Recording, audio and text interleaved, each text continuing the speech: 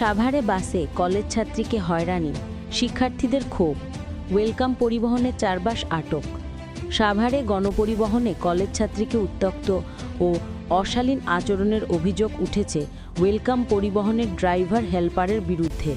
বৃহস্পতিবার কোচিং শেষে বাসায় ফেরার পথে এই ঘটনার শিকার হন সাভার সরকারি কলেজের ইন্টার ফার্স্ট ইয়ার পদ্মা বিভাগ 2025-26 সেশনের এক শিক্ষার্থী। নাম প্রকাশে অনিচ্ছুক ওই ছাত্রী বর্তমানে মানসিকভাবে ভীষণ আঘাতপ্রাপ্ত বলে জানা গেছে।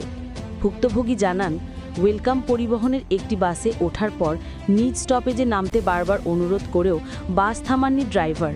উল্টো ড্রাইভার ও হেল্পার মিলে অঙ্গভঙ্গি করে কুরুচিপূর্ণ মন্তব্য করতে থাকে। পরিস্থিতি খারাপ বুঝতে পেরে তিনি চিৎকার করার প্রস্তুতি নিলে ড্রাইভার হেল্পারকে বলে, নামাইয়া দে, নামাইয়া দে। পরে অন্য যাত্রীদের উপস্থিতির কারণে বড় ধরনের অপ্রীতিকর ঘটনা এড়ানো সম্ভব হয়।